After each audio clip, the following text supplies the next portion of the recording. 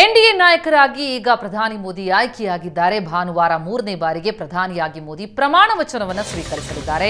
ಅದಕ್ಕೂ ಮುನ್ನ ಕೆಲವೇ ಕ್ಷಣಗಳಲ್ಲಿ ರಾಷ್ಟ್ರಪತಿಗಳನ್ನ ಭೇಟಿಯಾಗ್ತಾರೆ ನರೇಂದ್ರ ಮೋದಿ. ಮೋದಿ ನಾಯಕತ್ವಕ್ಕೆ ಎನ್ಡಿಎ ನಾಯಕರು ಒಪ್ಪಿಗೆ ಕೊಟ್ಟಿದ್ದು, ಈಗ ಎನ್ಡಿಎ ನಾಯಕರ ಜೊತೆ ತೆರಳಿ ಹಕ್ಕು ಮಂಡಿಸಲಿದ್ದಾರೆ. ಮೋದಿ ರಾಷ್ಟ್ರಪತಿಗಳನ್ನ ಭೇಟಿಯಾಗಲಿದ್ದಾರೆ.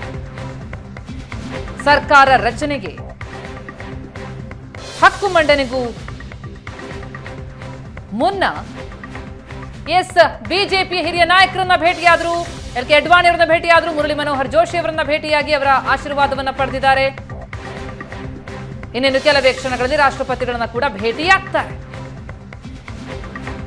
ಇದು ಬಹಳ ದೊಡ್ಡ ಐತಿಹಾಸಿಕ ದಿನ ಮೋದಿ ಪಾಲಿಗೆ. 3ನೇ ಬಾರಿಗೆ ಪ್ರಧಾನಿಯಾಗಿ ಪ್ರಮಾಣ ವಚನ ಸ್ವೀಕರಿಸುವಂತಹ ದಿನ ಸನ್ನಿಹಿತವಾಗ್ತಾ ಇದೆ.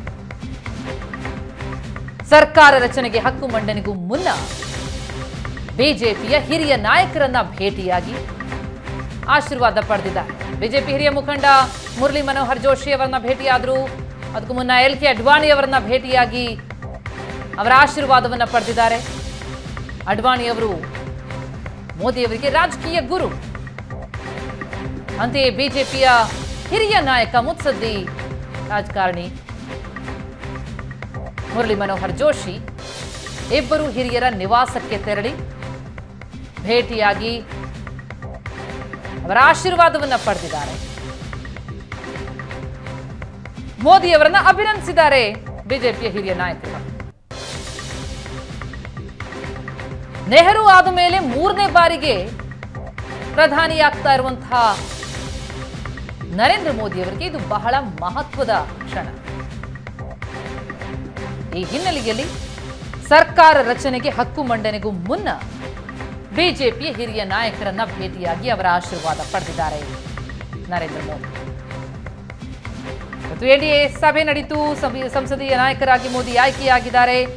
ಈಗ ಎನ್ಡಿಎ ನಾಯಕರ ಜೊತೆ ತೆರಳಿ ಹಕ್ಕು ಮಂಡಿಸ್ತಾರೆ. ಸರ್ಕಾರ ರಚನೆಗೆ ಹ್ಯಾಟ್ರಿಕ್ ಗೆಲುವು. ಸತತ 3ನೇ ಬಾರಿಗೆ ಪ್ರಧಾನಿಯಾಗಲಿದ್ದಾರೆ ನರೇಂದ್ರ ಮೋದಿ. ಭಾನುವಾರ ಅದಕ್ಕೆ ಪ್ರಮಾಣ ವಚನ ಸ್ವೀಕಾರಕ್ಕೆ ದಿನ ನಿಗದಿಯಾಗಿದೆ. ಬಿಜೆಪಿಯ ಪಾಲಿಗೂ ಕೂಡ ಇದು ಬಹಳ ದೊಡ್ಡ ಐತಿಹಾಸಿಕ ಗೆಲುವು.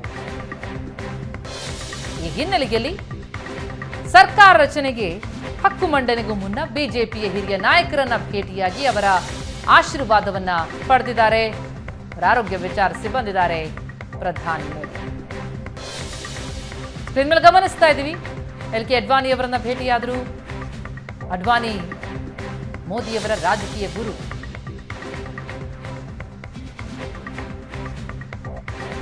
ಗುಜರಾತ್ನಲ್ಲಿ ಮುಖ್ಯಮಂತ್ರಿಯಾಗಿ ಮೋದಿಯವರು ಅಧಿಕಾರವನ್ನೇನು ನಡೆಸಿದರು. ಆ ದಿನಗಳಿಂದಲೂ ಕೂಡ ಅದಕ್ಕೆಲ್ಲ ಕಾರಣಕರ್ತರಾಗಿದ್ದು ಅಡ್ವಾಣಿ ಅವರು. ಅಲ್ಲಿಂದ ಪ್ರಧಾನಿಯಾಗಿ 10 ವರ್ಷಗಳ ಯಶಸ್ವಿ ಆಡಳಿತ ನಡೆಸಿ ಈಗ ಮತ್ತೆ 3ನೇ ಬಾರಿಗೆ ಅವಕಾಶ ಸಿಕ್ಕಿದೆ. ಇಂತಹ ಅವಕಾಶ ಸಿಕ್ಕಂತಹ ಪ್ರಧಾನಿ ನೆಹರು ಬಳಿಕ ಮೋದಿ ಅವರು. ಹಾಗಾಗಿ ಇದು ಐತಿಹಾಸಿಕ. ಹೀಗಾಗಿ ಸರ್ಕಾರ ರಚನೆಯ ಹಕ್ಕು ಮಂಡನೆಗೂ ಮುನ್ನ ಬಿಜೆಪಿಯ ಹಿರಿಯ ನಾಯಕರನ್ನ ಭೇಟಿಯಾಗಿದ್ದಾರೆ. ಅಡ್ವಾಣಿ ಮತ್ತು ಮುರಳಿ ಮನೋಹರ್ ಜೋಶಿ ಅವರನ್ನ ಮೋದಿ ಭೇಟಿಯಾದ ತಕ್ಷಣ ನೋಡ್ತಾ ಇದ್ದೀವಿ.